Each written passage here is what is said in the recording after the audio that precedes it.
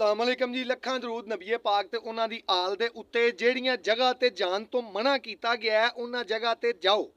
जेड़ियां किताबां पढ़न तो मना कीता गया है वो किताबां पढ़ो। जिन्हां नूं मुआशरा गलत आंदा है ना उन्हां लोगां नूं मिलो, बहुत कुछ सीखण लई मिलेगा। लेकिन अपने बच्चियां नूं इंज दियां लोगां कोल, इंज दियां बच्चियां कोल ना जान दिओ कि जिवें वो किसी चौधरी दे बच्चे सन ना ते वो पढ़दे ही नहीं सन, किसी मास्टर दे कोलों काबू ही नहीं सन आउंदे हुंदे। ਉਹਨੇ ਐਲਾਨ ਕੀਤਾ ਕਿ ਲੋ ਜੀ ਮੈਂ ਉਹਨੂੰ ਬੜਾ ਇਨਾਮ ਕਨਾਮ ਦਿਆਂਗਾ ਜਿਹੜਾ ਮੇਰੇ ਬੱਚਿਆਂ ਨੂੰ ਪੜ੍ਹਾਏਗਾ। ਇੱਕ ਸਰ ਜੀ ਸਨ ਮਾਸਟਰ ਸਾਹਿਬ, ਉਹਨਾਂ ਨੇ ਉਹ ਕਬੂਲ ਕੀਤੀ ਗੱਲ, ਸ਼ਰਤ ਉਹਨਾਂ ਨੇ ਕਬੂਲ ਕੀਤੀ। ਉਹਨਾਂ ਆਖਿਆ ਜੀ ਇਹ ਚੈਲੰਜ ਮੈਨੂੰ ਦਿਓ, ਮੈਂ ਪੜ੍ਹਾਉਣਾ ਵਾ ਤੁਹਾਡੇ ਬੱਚਿਆਂ ਨੂੰ। ਉਹ ਪਹਿਲੇ ਦਿਨ ਗਿਆ, ਜਾਂਦਿਆਂ ਸਾਰੀ ਬੱਚਿਆਂ ਨੂੰ ਮਾਸਟਰ ਸਾਹਿਬ ਨੇ ਆਖਿਆ ਕਿ ਤੁਸੀਂ ਕੀ ਖੇਡਣਾ ਪਸੰਦ ਕਰਦੇ ਹੋ। ਬੱਚਿਆਂ ਆਖਿਆ ਜੀ ਅਸੀਂ ਬਾਂਟੇ ਖੇਡਾਂ ਦੇ ਬਾਂਟੇ। ਮਾਸਟਰ ਸਾਹਿਬ ਆਖਿਆ ਜਾਓ ਖੇਡੋ ਚੱਲ ਕੇ।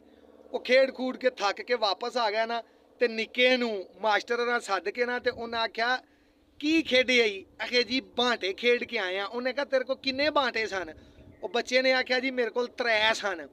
ਮਾਸਟਰ ਨੇ ਆਖਿਆ ਤੇ ਜੇ ਉਹਨਾਂ 3 ਚੋਂ ਤੂੰ 2 ਆਪਣੇ ਭਰਾ ਨੂੰ ਦੇ ਛੜੇ ਤੇ ਬਾਕੀ ਕਿੰਨੇ ਰਹਿ ਗਏ। ਉਹ ਵੱਡਾ ਭਰਾ ਕੂ ਕੇ ਨਿੱਕੇ ਨੂੰ ਆਂਦਾ ਨਾ ਦੱਸੀ ਨਾ ਦੱਸੀ, ਇਹ ਰਿਆਜ਼ੀ ਪੜ੍ਹਾਉਣ ਆਇਆ ਮਾਸਟਰ।